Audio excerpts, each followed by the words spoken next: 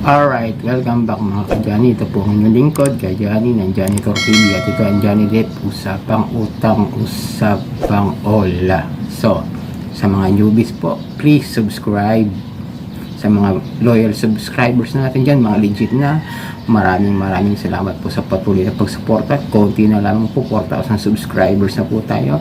Please like, share, hit nyo na yung notification bell para lagi po kayong updated sa mga videos na gagawin natin dito about all the update. Mga usapang online lending, kung paano kayo makakaiwas sa mga harassment, makaka-aware sa mga scams na ginagawa nila mga kadyan, no? Ito yung ating kaya nga, kung napapansin nyo, hindi ako masyado nagre-review kasi nga hindi ko sinisiraan. Ang sinasabi ko lang is pinapaalam ko sa inyo kung ano ang sakaling mangyari sa inyo kung hindi kayo makakabayad doon sa mga OLA na nahihiraman ninyo, lalo na yung mga SEC registered naman pero lumalabag sa unfair debt collection practices, di ba? Pero ito naman, ibang usapan naman po ito. Medyo gumawa na po ako ng ilang video rito, hindi po ba ng tungkol sa yung mga advance fee payment na kung saan ay magbabayad ka muna bago makuha yung hinihiram mo. Ngayon po may bago silang estilo ng panggagaslight o yung tawag yun, pananakot para mas matakot kayo bilang isang mga OLA victims o mga lending company victims. At etong mga ganito klase ng mga modus o scam is ginagamit yan kadalasan yung mga lehitimo, no? Hindi po ito paninira sa mga lending companies, ha? Ito ho, ginagaya po kayo, kaya po hanggat maaari kung may napapansin na kayo na para may kakopya kayo ng page ninyo, siguro dapat ireklamo nyo na kasi nang i-scam po ang mga ito, lalo itong mga advance fee payments po, ginagamit po yung inyong mga lending companies. Ito po for awareness po, hindi po para manira ng company ninyo, hindi para maintindihan ninyo na mayroong mga nabibiktima, yung mga nagpapanggap na mga ahente ninyo kuno doon sa mga telegram na nagbabayad po yung mga victims bago makakuha na ng pera. Sabi nila, ito, explain ko sa inyo, ito kasi po sa United OLA Victims Movement. Kung kasali po kayo sa page na yan, pwede nyo po tignan yung ibang mga detalye kasi kumuha lang ako ng ilang konteksto dito sa tanong. Pero meron ako mga pictures dyan na kailangan para may paliwalag sana, kaso nga lang naka-charge yung sa cellphone doon, nandun kasi sa kabila eh. Pero ito yung tanong po niya para maliwanagan po kayo. Dalawa po ito, dalawang tanong po ito sa magkaibang page pero same scenario ng pang-i-scam nila na tatakutin na re-report daw sa PNP o sa NBI, sa anti-cybercrime, yung mga OLA victims, yung mga nabiktima ng mga advance fee payment po. Ito po yung tanong. Hello po admins, sana po matulungan po ako. Tinatakot po kasi ako na ibibigay details ko sa NBI at re-report pag hindi ako nakabayad at i-post pa nila ako sa social media. Hindi na po ako nakakatulog ng ilang gabi sa sinapit ko. Sana po matulungan niyo po ako. Ano po dapat kong gawin? Hindi ko na napakita. Pero friendly credit care po ang ginamit nilang pangalan. Ingat po kayo sa mga ganitong klase ng mga lending companies. Ito pa yung isang tanong na same din yung question niya. Ay, same din yung question o yung scenario. Ito po. Ito po kasi galing po naman to sa Fight Online Lending, Fight Online Loan Sharks, na kung saan moderator po ako.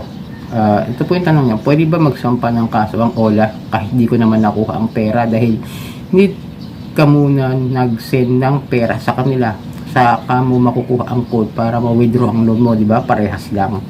Pero magkaibang tao. Yun po yun eh. Ito nga, explain natin itong sinasabi ni anonymous participant doon sa kabilang page na tinatakot siya. Explain ko na lang po dito kasi ito yung usapan po nila. Explain ko, iko-konteksto ko na lang na yung po kanyang pera ay nag-apply siya sa isang website ng nito, sa website niya, tapos friendly credit care yata ang pinasa sa kanya na name ng lending company. Ingat na lang po kung meron po kayo legit na mga friendly credit care po, tingnan nyo po baka ginagaya na po ang pangalan ng inyong company. Payo ko lang para ma-aware po ibang mga biktima. And then ito po, bali 80,000 po yung laman ng credit limit na pwedeng ibigay doon sa victim. And then pinapapasa siya o pinapabayad siya ng 4,000 para raw po ma-process yung kanyang pera. Then ito po si Ola victim is nagbigay naman po ng 4,000 doon sa kanyang bank account galing ginamit. Then ito po yung naging problema, katulad yung mga dati mong ginawa rito, na kinukuha yung mga bank account ninyo at yung pangalan ninyo, tapos magsisend sila ng OTP. Yun ang problema. Unang-una po, wag kayong basta-basta magbibigay ng mga bank account ninyo kung hindi po kayo sigurado dyan sa mga hinihiraman ninyo. Napakadelikado po niyan. Alamin niyo po muna lagi kung yan ba ay may legit na registration o may mga issue ba o may history ng panloloko o pang-scam. Lagi niyo tatanungin muna yan. Alamin niyo muna. And then kapag lagi po kayo hinihingian, siya, medyo sakit yung ulo ko. Pag hinihingan po kayo ng processing fee na magbabayad kayo, red flag na po talaga yon. Automatic po yan, lagi nyo tatandaan. Tulad nito, hiningan siya ng 4,000 para raw sa processing fee. Dinagbigay siya, sinend niya through bank account. Then, okay naman yung kausap niya, ipoprocess na raw after 3 to 5 minutes, dating daw sa bank account niya. Then, anong nangyari?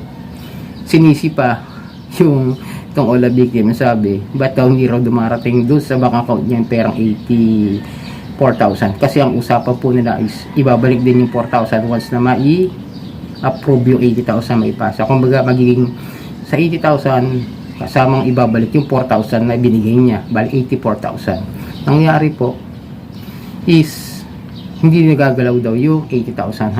Nang pinrocess na, nawala na yung laman ng credit limit niya doon sa website or doon sa kung anong option ginamit sa kanya, nawala po yung lahat. Then tinanong nung Ola victims na bakit ganon, tama naman daw po lahat yung bank details na ibinigay niya, pati pangalan niya.